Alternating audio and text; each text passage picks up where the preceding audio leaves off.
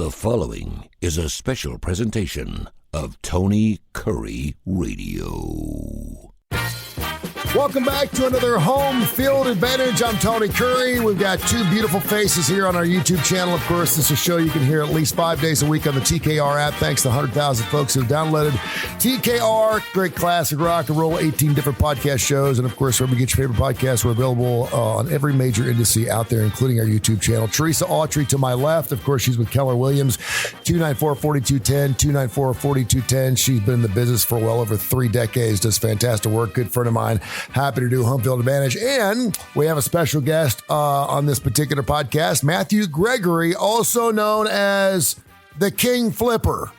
Not because you're a porpoise, but because you're really good at flipping homes, I'm assuming. Gregory, welcome to Tony Kurre Radio. Welcome to Home Field Advantage, man. How are you? Good, man. Great. Happy to be here. Happy to have you on. So Teresa and I talk every week, and obviously I know the National Association of Realtors thing was, I guess, yesterday. Was that January 30th? And I know it was also Teresa's birthday yesterday. So happy birthday, belated to you, Teresa. I did not realize that, Teresa. Happy birthday. Happy birthday to you. And yours is coming up too, Matthew. Yeah, and I'm also Monday. There you go. And I'm also I heard some numbers this morning that I thought were really interesting for the state of Alabama. And I'm assuming it's because the NAR had their meetings, that home sales were down quite a bit for the state this year. And from season to season, it was down as well. I hear that as a guy who's in the process now of looking for a home over the next year. I got another year before I can get into another home. And I get a little excited by hearing that because it's been so hot. It's been so crazy. Numbers have been so high that I feel like it shut out a lot of people that really wanted to get back into a home. Gregory, I'm going to start with you, Matthew. Where exactly are you in 2025 and what's it look like in your crystal ball for this year? So, transactions are down for sure in 2024 and probably 2025. For me, it's a little different because the properties I'm putting on the market are remodeled, and I think that attracts buyers. But I think prices have been holding somewhat strong. I've noticed prices dropping in some areas, but I think that with having less buyers in the marketplace, it ought to create more opportunity for buyers, right? Yeah. Would you rather see the price hold steady and less inventory, or price fall and more inventory? Or does it matter? So I guess I've been doing this so long. I really just whatever happens, and I'll just make adjustments and roll with it, right? I could see where you and Teresa get along really, really well because she's the glass half full, much like myself, an optimist. Right. And she's like, listen, this is the world we live in. If you need a home, you got to go find a home. You're gonna have to go figure out how to buy one. And I love that attitude. Absolutely, you gotta. Homes the transactions have slowed down. However, the homes have increased 17%. I'm sorry, for the last 17 months straight. So the price has stayed steady and increased actually, but the transactions have gone down. I got you. That's what the numbers were as of December. Hey, and Teresa, I'm going to stop right here. Your internet is not good. You are looking very, very. You're looking blurry. Yeah, it's a storm really bad. Hold on one second. Yeah. The storm, I don't know if you guys just heard the thunder. So how's it doing now, Tony? It's still really blurry. I just want to make sure we have really good quality. Okay. Hold on. I may have to do it on my phone instead of my computer. Yeah. Hold on one second. Sure. Because I'm going to call you in from it and it may be better. Okay. We've never had this before. Yeah, it's. I mean, I normally. Thank you for telling me because we don't want the clients to see. Yeah, we want good quality, and I want to make sure that it looks really good and sounds really good with you. And this would not be. We have to put on our best product here. That's okay. That's why we do this thing. We edit it, and we can. Yeah, and absolutely. Yeah. Thank goodness. Anything I'm involved in really needs some editing. I can tell you that. Yeah, exactly. Let's see. Let me turn it up. Okay. Yeah, the last time we did a show, Teresa, we had a couple issues, but it was not bad. Recording in progress. Let's see how this looks, Tony. Okay. Is this better? Is this better? There you go. Yes, a lot better. Okay, let's just do this. Is that good? Yeah, a lot better. And I tell you what, we were only. Okay, let me put my big sign on. Okay, so Okay. I don't. We were only 3 minutes in, so I'm going to take it from the top just to make the edit look good because it's going to look weird from going from one phase to the next. You know what I'm saying? So we'll just take it from the top. Whatever you think's best, brother. Let's do it. That's what we're going to do. I want to make it look good. It's funny because with Zoom and COVID and all this stuff, and people figuring all this technology and stuff, and the technology's out there, but it's still, again, it's only as good as your Wi-Fi.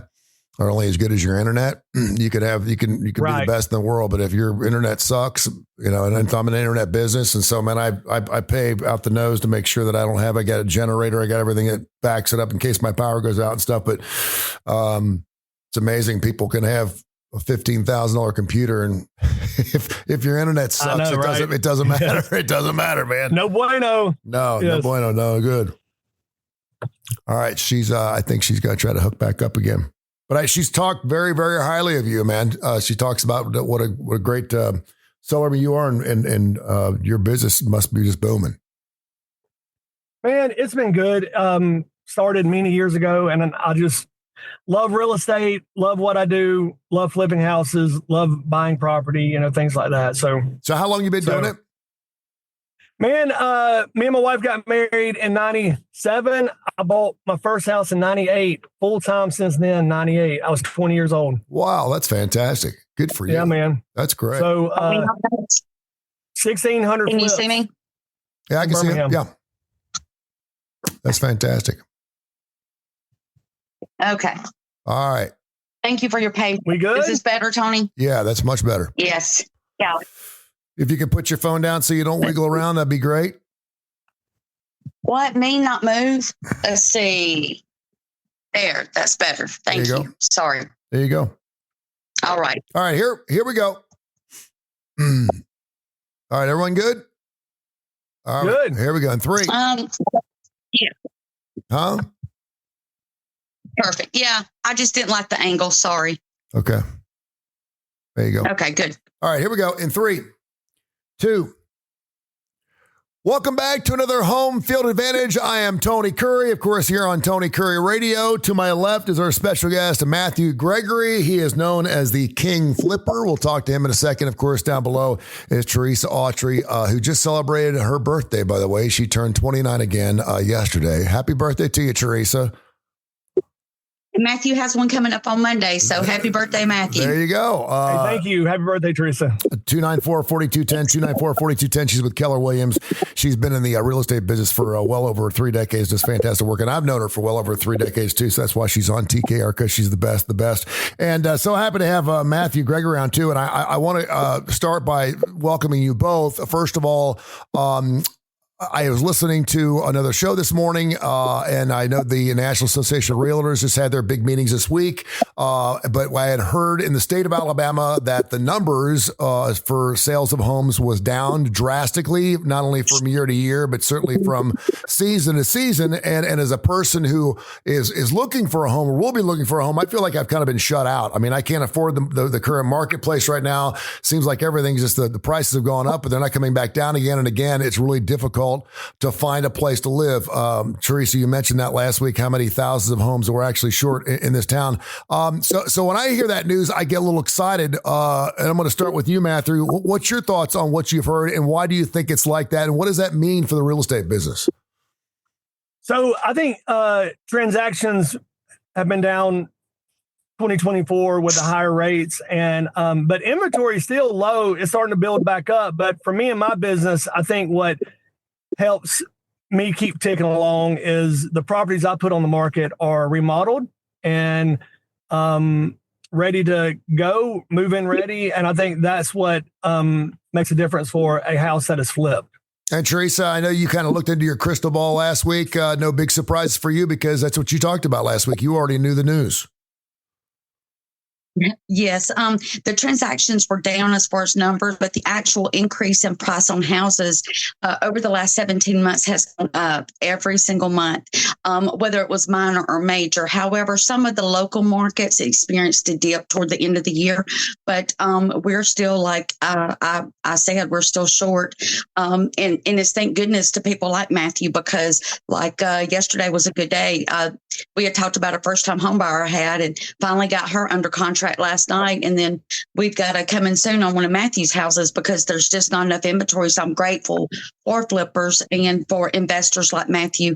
And that's why I wanted to have him on the show so he could help us understand how we can help him better. Now, Matthew, you've been doing this since the late 90s. I actually had a friend of mine who was kind of doing it on the side. I don't know if she picked up a book or something like that. She was one of our salesperson people, and she was buying homes and she was flipping them. She was making, I don't know, $10,000, $15,000, $20,000 a flip, which was fantastic. And then all of a sudden she kind of got a little big for her britches. She got into $1 million home, and then the market crushed back in 2008, and she just lost everything that she worked her honey off for. How do you keep your divestments, if you will? Navigate that. Yeah, navigate that to make sure that, you don't have all your eggs in one basket.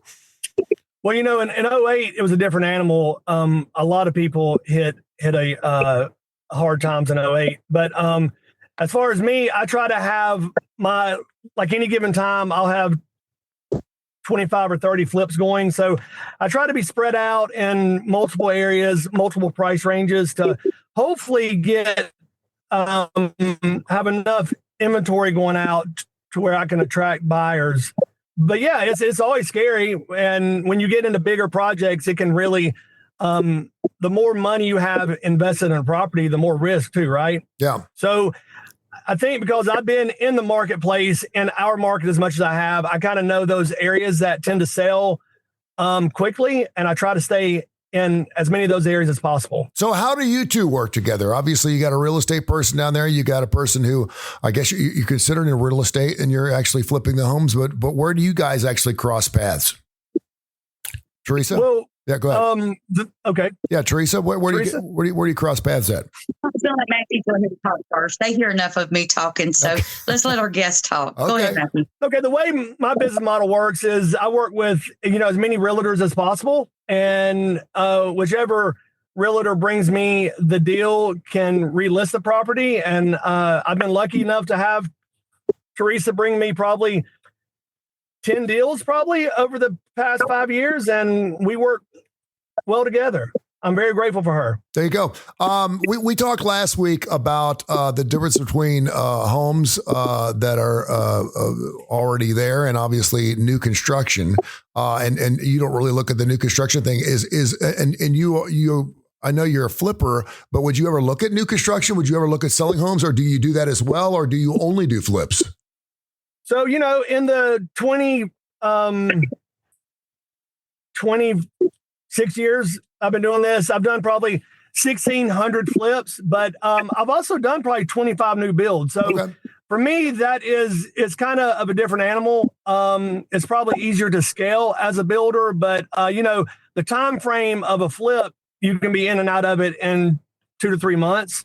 On a build, it might take half a year to a year, right? So the market is able to make a lot of changes in a year's time. So I'm not opposed to doing more builds, but I really enjoy the flipping. I never even heard, and by the way, special guest Matthew Gregory, we call him the King Flip around here. He's a king of flipping homes. And of course, Teresa Autrey with Keller Williams, 294-4210, 294-4210. It doesn't seem like I never even knew what a flipper was until I say 15 or 20 years ago. It really wasn't a job. It's a newer term. Yes. It is. Yes. And now if you're up late enough at 3:00 in the morning, you'll see someone on there trying to sell you some wares and some books and stuff about how to flip homes and how you flip a real estate. And of course you need to deal money up and all this, that blah, blah, blah, right. blah. What got you into flipping your first home? What got you? And then obviously you just found something you absolutely loved. I mean, you flipped 1,600 homes. That's incredible. But I've been fortunate, man.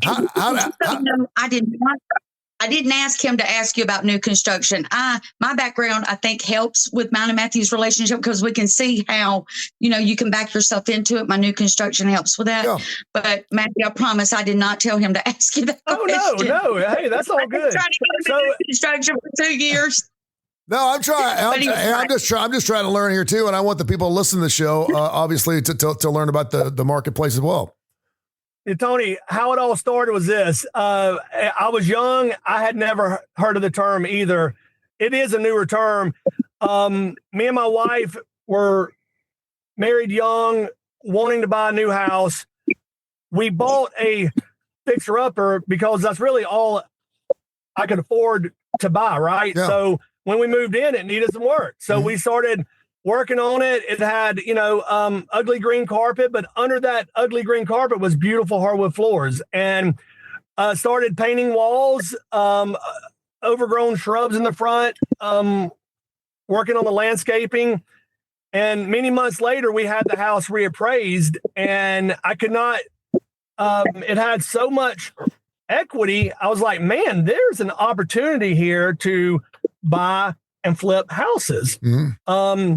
So that's kind of how it started, man. That's amazing. So I was always kind of ambitious, and I was like, I want to try this thing. And it's kind of how it all started, bro. And I would assume that because you flip so many homes, you have a really tight-knit network of individuals you work with, from construction-wise to painters to guys that, you probably got your own little network of guys that you're dealing with as well too, right? I'm a licensed builder, and we have crews in-house. So we do as much of the remodel in-house. So I've got, project managers and crews kind of scattered all over town, and we get after it, man. So how is the current marketplace now as opposed to 5 or 6 or 7 years ago before COVID? How is it different for you as a flipper? You talked about the inventory. There seems to be the same number of inventory. It seems like to me, I'm out here at Russet Woods, which is an Autrey development, by the way. And absolutely. I know what's that. And 5 or 6 years ago, it seemed like almost every other home was for sale. And now you see a home for sale maybe once in a blue moon, and it usually sells just like that. So how has that changed for you, a person who makes a living by flipping homes? Well, I guess just the more my name has gotten out, the more leads I get, and the more realtors I work with, the more leads I get. So I'm not having a real hard time finding the property. Through COVID, we had some hard times getting, windows and appliances and things like that. But a lot of that's kind of worked its way out now. So really, I don't have a lot of issues. You just got to stay busy working. There you go. Matthew Gregory joins us here. Matthew, give everyone your details and how they can reach you before we get too far into the show, because I want to make sure everyone can contact you. Go ahead. Absolutely. 205-965-3148. You can hit me on website, mrmatthewgregory.com, and Facebook also, Matthew Gregory. There you go. Teresa, I want to talk to you because this is your show, Home Field Advantage. And again, happy birthday to you, 294-4210, 294-4210. And Keller Williams, I know you've been in the business well over 3 decades, and you've dealt with a lot of people. And I've heard you talk about Matthew several times on this show, so I'm so happy to have him on. But what makes him so different? And as a realtor yourself, as a person who works in real estate, what makes it so good to deal with flippers? Well, I actually prefer the term investors, because to me, they're investing back into their neighborhoods. But I know some people like flippers. And the reason I like that is they're taking something like, I am a girl half full. The glass is half full. I'm just glad to have a glass, Mm-hmm. And so I see it where they take it and like me, they can see a diamond in the rough and make it something beautiful and let families get onto the property and make memories. And to me, that's investing into families, the community, the world, making it better, like my saying, 1 yard at a time, literally. And what I really like about Matthew, and honestly, I have a wonderful group of people I work with, is people like Matthew and Matthew himself. They've spoiled me a little bit. because of their quality, because they do what they say they're going to do. Their word is their bond. Some of us made it through '08 and got on the other side, and maybe things were a little darker, but we still had our honor and our integrity. So working with people like Matthew makes me a little spoiled, because I know that his finishes are going to be quality. I know that he's got the same system proven, implemented. I can ask questions, but I kind of already know the answer. I'm more like ask the questions to confirm, like, are you going to put stainless steel appliances in? Are you going to do the yard out front one more time before we go live? We'd like to make sure that the quality, you get one chance to make that first impression. And we like to make sure that the first time we hit the market, that we're doing the best we can. And, I think one of the last houses we did was in Indian Valley. And I think we were on the air when I had 81 people in that Sunday, but we technically had like 6 contracts offers on it by Friday. Yeah. And I still did an open house Sunday so that they could still experience and see that home. And that's just what I like, is someone that's going to make something, they find it and leave it better than they found it, and the qualities, the time frames there. You are watching a Home Field Advantage on TKR and Tony Kurre Radio. It's available on every major industry. We run the show at least 5 days a week here on Tony Kurre Radio. And of course, you can watch us here on our YouTube channel. My brother, Matthew, is worked at General Electric, but he's really good with his hands, and he loves to build things. And he lives out in a part of Indiana. He's got a bunch of land. He cuts his own trees down. He does his own siding. He does all kinds of things. Anyway, so he's got 6 or 7 different rentals that he does in the Cincinnati area. He's had them for a long time. And while they're great to have, obviously having people rent homes is a major pain in the you-know-what sometimes, because they don't always take care of his stuff. And what I find about him is he just loves his woodwork, and he really finds homes that obviously he can afford. He does not flip them. He rents them. But my question to you is, have you ever out-flipped yourself? In other words, have you ever gone into a neighborhood and your house is the nicest looking thing there because of all the hard work you put into it, and you can't get out of it what you think is worth? Absolutely, man. I have learned the hard way a few times. So, you just have to get the price right and get it sold. So, man, I can't tell you how many times I've done that. Trying new neighborhoods, trying new areas, overvaluing what you expect it'll bring.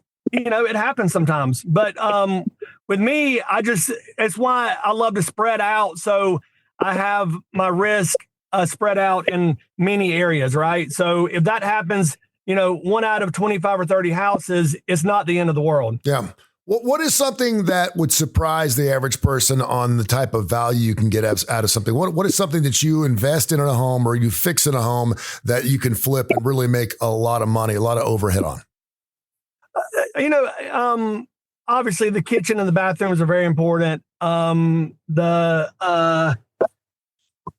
curb appeal. For me, what I want to do always is what the house needs. If it's got a wet basement, you go in and you waterproof it. If it needs a roof, put a roof on it. If it needs windows, you just do it. So really cutting corners is what will usually bite you in the you-know-what, right? Yeah. I didn't mean to cut you off. Do you have an amount that you're willing to invest in a home, and how do you? Obviously, you walk into you're not going to see a horrible looking home in a very nice neighborhood. I get that, but so you have to find out that upsell and go, listen, okay, what's a normal home in this area going for, or in this street going for, and then just realize what you can actually make on it. Yeah. So you don't want to go in maybe in a starter neighborhood and put, a wolf range in there, right? Yeah. But in Mountain Brook, you're going to put a wolf range. So you got to know what kind of finishes that neighborhood is going to call for, and you just have to do as much research as you can, and not overdo, not over remodel a house where having the right numbers is important. Yeah. What would be the biggest mistake someone starting out in your line of work would be a flipper? Someone just starting out, because I like to teach people too, and obviously we want to make money for everybody. Yeah, okay. But I know there's a lot of people that are interested in this, and they're going to want to watch this show. But what would be some of the pitfalls they have early on? I would say the biggest mistake I see others making is not having an accurate remodel budget when they buy the property. So they might overpay on the acquisition and then not really realize what the rehab is going to cost. Once you get in it, you have to get the house finished. And a lot of times they might have a budget of 25 grand and might actually spend 50 or 60 grand on the remodel, and then all their profit's gone. So I would really make sure that you're working with a great realtor, a great contractor, and really know your numbers. Is there any type of flip you won't do? I mean, what, swimming pools? I mean, is there no. For me, the ones that I won't do is houses that I will not move my wife and kids in if I needed to live in that area. So okay. I don't like steep driveways. I don't like really bad yards. I don't like every neighborhood either, right? So I think if you buy the right neighborhoods, if you buy the right type of property, you ought to be okay. Speaking of neighborhoods, and we're talking to Matthew Gregory, and thanks again to Teresa Autrey. Of course, this is her show, Home Field Advantage, 294-4210. His number is 965-3148. When you talk about, and again, I can only tell you what I see on these infomercials, it seems like to me there are different cities that have better flippabilities. And I don't know if that's because you have the multitude of homes that were built maybe in the late 80s, or maybe that city's not as old as another city, or maybe not quite as large. Is there a market there where you look at it and you can say, listen, okay, this city's been around for this particular time, or it's expanding, or it's growing, or more people moving in or moving out, and this town's going to be much more flippable, and you have a market assessment of that? And obviously Birmingham's been very good for you. Yeah. So, I mean, we're actually known as a great market to invest in. So we have a lot of investors from out of state, even out of the country, investing here.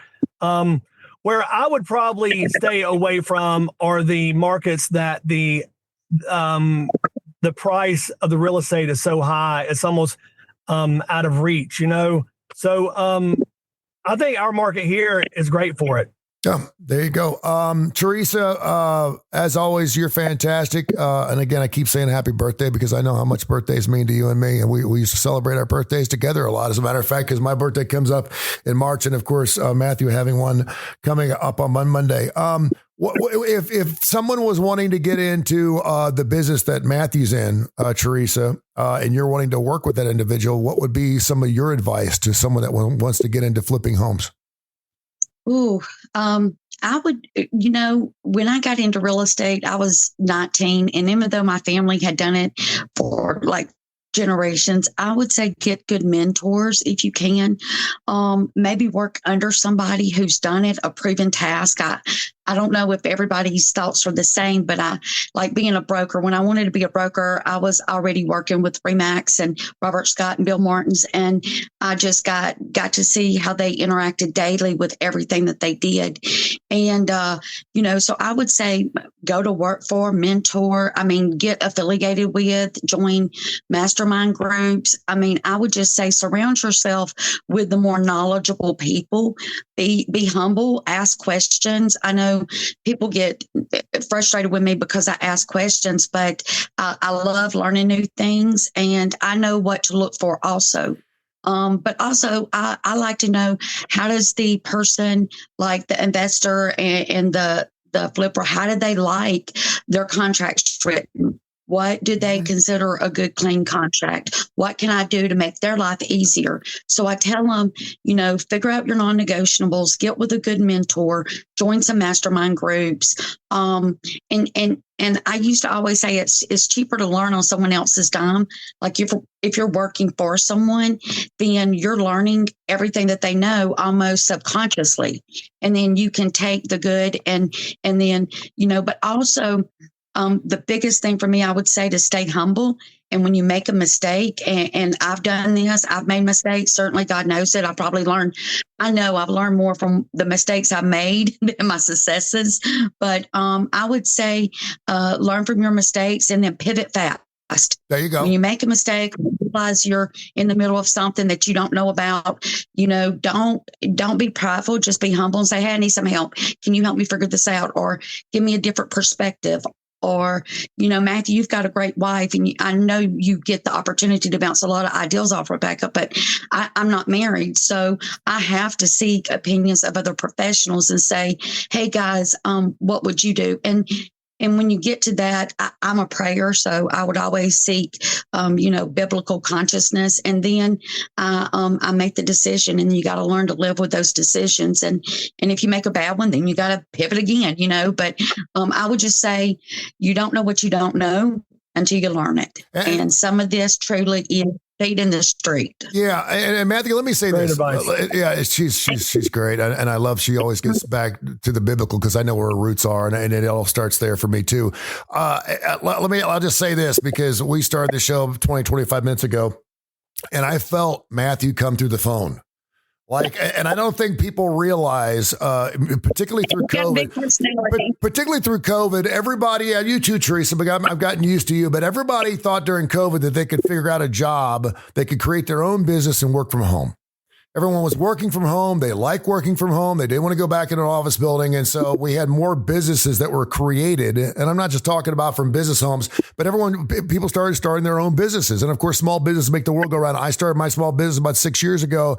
And I will say this, you can make it work. When I hear your story, Matthew, I'm thinking to myself, wait a minute, 1997, you find a home, you want to move into it, you flip it. Next thing you know, you flip 1,600 homes in 26. I mean, that's crazy. And a lot of people are like, well, I could do that.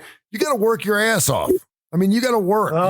You got to get after it. And if you're one of these people that is trying to find, some type of money grab, or you think you want to work 10 or 15 hours, 10 to 15 hours a week, and make an extra $100,000.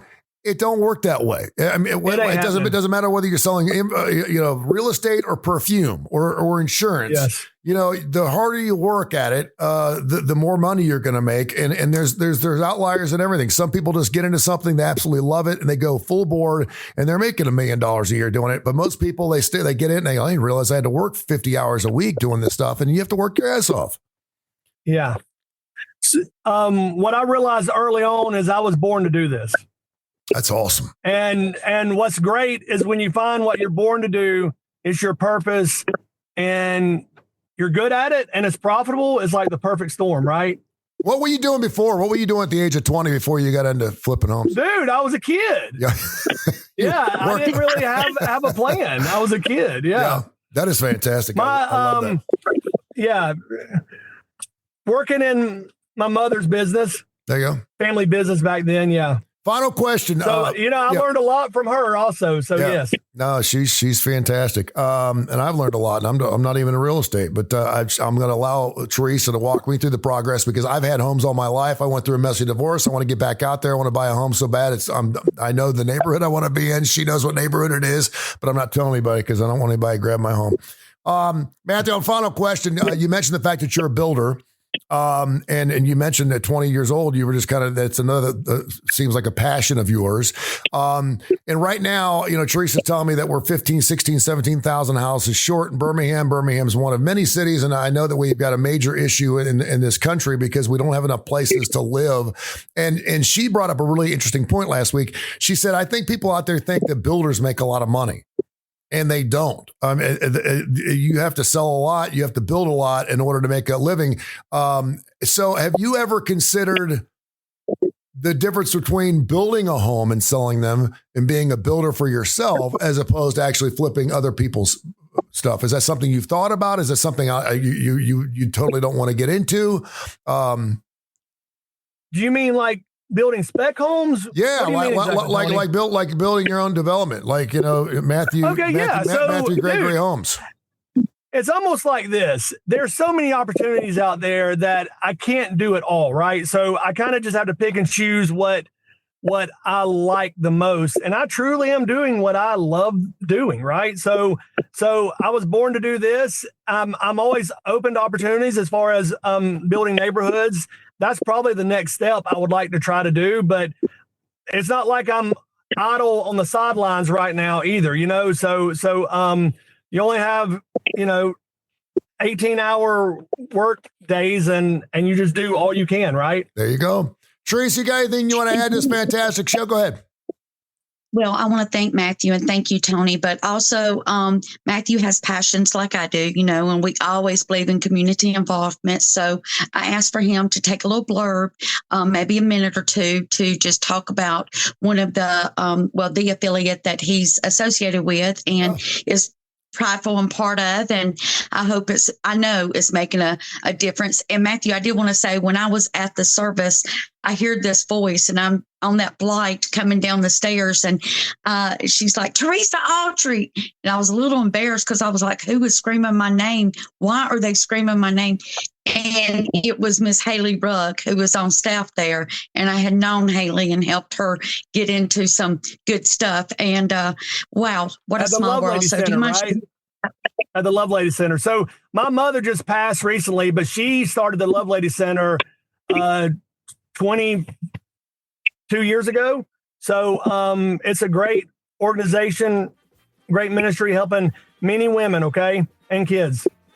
That's fantastic. That's wonderful. Thank you for sharing. And anytime you want to share that, you've got a place here on Tony Kurre Radio. So don't be a stranger, my friend. Man. All right. Awesome. Thank you so much, Tony. Okay. Yeah, Matthew. You also, Teresa. Thank you. You can call Matthew 965-3148, 965-3148. Of course, Teresa Autrey, you can hear her every week right here on Tony Kurre Radio, wherever you get your favorite podcast. She's fantastic. Home Field Advantage. There are other podcasts with that name, Home Field Advantage. We have the best one. Make sure you check out Home Field Advantage on Tony Kurre Radio or with Teresa Autrey, so you can find the right show. 294-4210, 294-4210. God bless you both. Hope you have wonderful weekends. Let's not make this the last time we have a show together, and this is fantastic. I appreciate you both.